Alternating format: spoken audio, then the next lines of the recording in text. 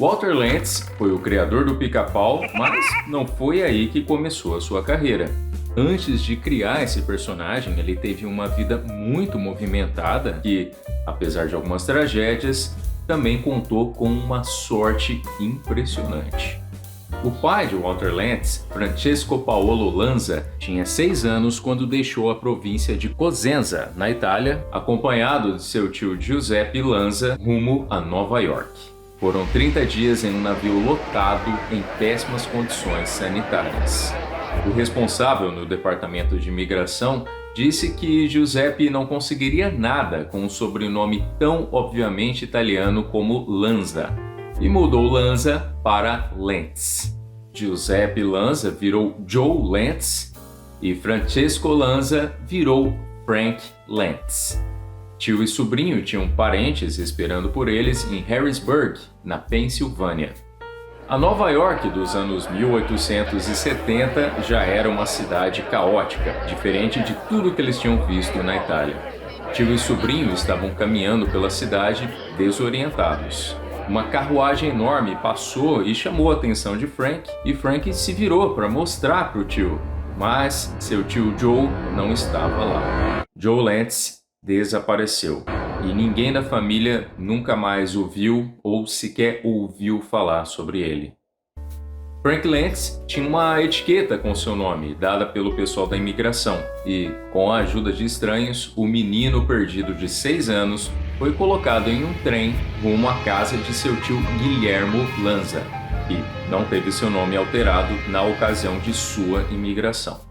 Quando Frank Lantz chegou em Harrisburg, todos ficaram chocados com esse sumiço do outrora Giuseppe Lanza e ficaram chocados também com o novo nome do menino Francesco Lanza. Mas, eventualmente, a família concordou que adaptar o nome teria suas vantagens e não demorou muito para que todos os Lanza em Harrisburg adotassem o nome Lantz. E Frank Lantz cresceu, passando por empregos em ferrovias e minas de carvão. A família Lantz eventualmente foi procurar oportunidades em Nova Rochelle, no estado de Nova York. Uma cidade que já contava com uma comunidade de imigrantes italianos, incluindo alguns Lanzas. Esses Lanzas os receberam bem e, depois de uma estranheza inicial, também acabaram adotando o sobrenome Lantz. Entrando na vida adulta em Nova Rochelle, Frank Lantz montou um açougue e foi lá que ele conheceu Mary Jarvis, nascida Maria Gervasi. Aos 21 anos, ele casou-se com ela. No dia 27 de abril de 1889, o casal recebeu seu primeiro filho, Walter Lantz. Eles moravam numa boa casa de 2 andares que pertencia ao avô materno de Walter Lantz, Michael Jarvis, um sapateiro sempre muito elegante e que atendia vários clientes ricos. Era um homem muito bravo que sempre batia nos netos ao menor sinal de malcriação. Era uma família enorme que morava sob o teto de Michael Jarvis e ele era o patriarca de toda essa família. Walter Lantz já demonstrava um gosto por desenhar desde cedo. Aos 4 anos, ele ficava na janela tentando desenhar os pássaros e árvores. A família de Mary era toda bem artística e ela própria tocava piano. Walter passou essa parte da infância rodeado pelos costumes italianos e pela música tocada pela sua mãe e tios nas reuniões de domingo. Eram grandes festas que contavam com a presença de vizinhos e com muita comida e muito vinho. Walter logo ganharia um irmão, Alfredo, com o apelido Al. E em 1909, mais outro irmão, o Michael, batizado com o nome americanizado do avô materno. Infelizmente, depois da chegada de Michael, a família não seria mais a mesma. Complicações no parto de Michael levaram Mary a ficar internada. E depois de 2 semanas, eles receberam a trágica notícia de que ela não resistiu. Frank Lantz ficou inconsolável e, pouco tempo depois, a avó materna de Walter faleceu também. Frank Lantz levou seus filhos Walter e Alfredo para morarem os 3 com seu irmão Tony. ele deixou o bebê Michael aos cuidados de sua cunhada Carrie. E ainda teria outra tragédia. Frank estava sentindo uma dor e um inchaço em seus joelhos e tinha suspeita de que era reumatismo. Seu médico o encaminhou para um hospital em Nova York e lá fizeram o diagnóstico de água no joelho. E o tratamento que passaram para ele acabou sendo muito pior do que a doença. Eles drenaram todo o fluido dos joelhos de Frank e o resultado foi que Frank ficou impossibilitado de permanecer em pé ou mover suas pernas. Ainda com filhos para cuidar, Frank Lentz buscou alguma maneira de trabalhar mesmo com sua condição.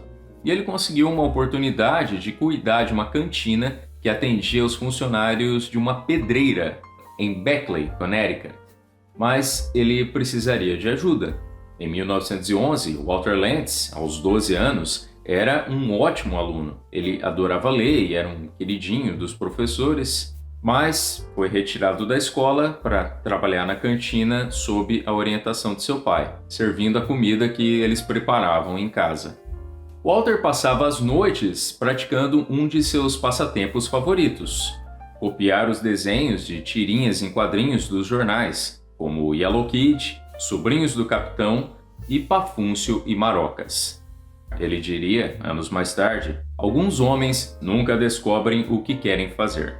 Eu já sabia aos 12 anos. Eu queria ser artista. Em 1913, Walter viu um anúncio de um curso por correspondência de desenho. $30 era muito dinheiro naquele tempo, mas seu pai se dispôs a pagar, querendo algo melhor para seu filho. Walter também fez um curso de correspondência de animação de um professor chamado Sr. Landon. Aparentemente, os ensinamentos desse curso não foram tão úteis, já que naquela época ninguém sabia muito bem o que era animação, nem esse Sr. Landon. E muita coisa nesse curso não tinha muito a ver com a forma como desenhos animados eram produzidos na prática. Mas uma dica muito boa era um guia de como montar uma mesa para fazer animações. Com a ajuda de um dos funcionários da pedreira, Walter montou uma mesa com uma janela de vidro. Por baixo dessa janela era para ficar uma lâmpada elétrica, mas não tinham eletricidade em Beckley. Enquanto desenhava, Walter então ficava segurando com as pernas um lampião cheio de querosene. Ele diria anos mais tarde que é impressionante que ele não pegou fogo. Um ano depois da pedreira fechar, Frank, Walter e Alfredo voltaram para Nova Rochelle. Em 1914, com 15 anos, Walter Lentz conseguiu um emprego em uma oficina mecânica. Colocando seu aprendizado em prática, ele fazia caricaturas e cartoons dos outros funcionários da oficina. Todo mundo adorava, dava risada e pregavam seus desenhos num painel. E os desenhos dele chamaram a atenção de Fred Kafka, um antigo atleta que virou um empreiteiro ricaço, graduado em Yale e que levou seu carro, um Stutz Bearcat, para reparos. Kafka apareceu na oficina vestido com óculos de proteção e cachecol, vestimentas para quem dirigia em alta velocidade. E Kafka ficou impressionado não só com os desenhos de Walter Lentz, mas também com o ótimo atendimento do rapaz. E ele disse para Walter que ele estava perdendo tempo naquela oficina e se dispôs a pagar para ele entrar na Art Students League em Nova York, uma faculdade de artes muito prestigiada. Desse jeito, por fazer algumas caricaturas de uns mecânicos e por atender bem, Walter Lentz ganhou uma faculdade. Então, Walter Lentz, todo fim de tarde, se limpava rapidamente e pegava um ônibus de 45 minutos para ir na faculdade. Seu primeiro dia na faculdade foi um pequeno choque, porque ele se viu numa aula de anatomia com uma modelo nua, algo que era novidade para o rapaz. Ele, contando a história, disse que não conseguia nem riscar uma linha no papel. Essa rotina de trabalhar na oficina e depois correr para a faculdade era bem cansativa. E o Walter quase desistiu depois de alguns meses. Mas, mais uma vez, Fred Kafka veio ao seu resgate. Ainda naquele ano, em 1914, Kafka escreveu uma carta de recomendação para um antigo colega seu de Yale, que agora estava no jornal New York American. de propriedade do magnata da mídia William Randolph Hearst. Walter conseguiu um trabalho de office boy no jornal, que ficava em Nova York, mesma cidade da faculdade, e ele alugou um quartinho por lá, deixando sua família em Nova Rochelle.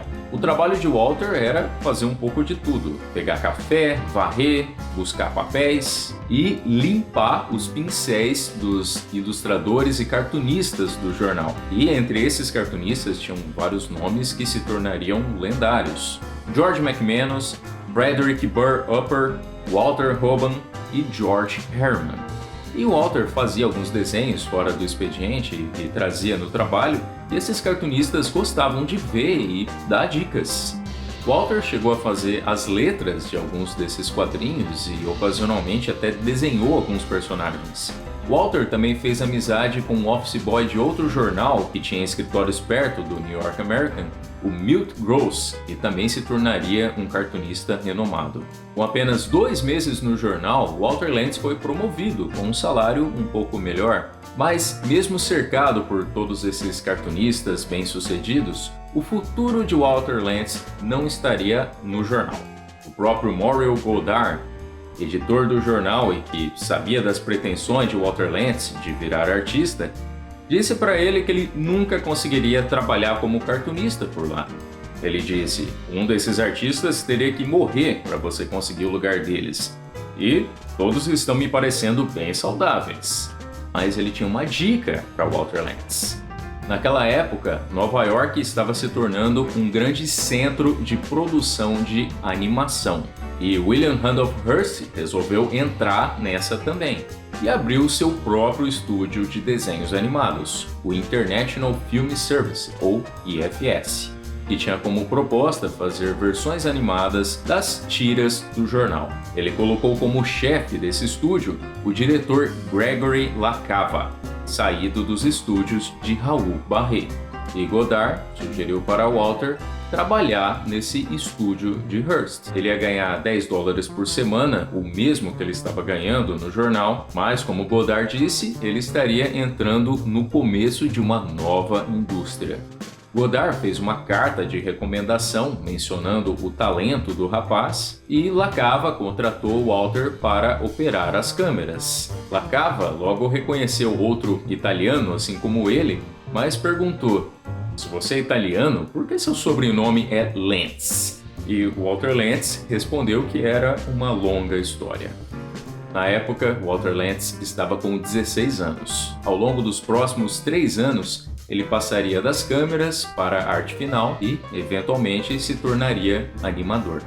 O personagem pelo qual ele é lembrado até hoje ainda demoraria alguns anos, mas ele ainda teria algumas etapas muito interessantes na sua carreira. E esse vídeo foi o começo de uma nova série de documentários aqui no Freq, agora sobre a carreira de Walter Lantz. E em breve vamos falar dos próximos passos do criador do Pica-Pau. Vamos conhecer toda a vida dele até chegar na criação do personagem. Quando a próxima parte estiver pronta, ela vai aparecer aqui. Mas enquanto isso, você também pode conhecer a história da Hanna-Barbera, uma outra série que temos aqui no canal e que você pode conferir clicando aqui. Inscreva-se e ative o sininho para não perder nenhuma das próximas partes. Um abraço e até uma próxima.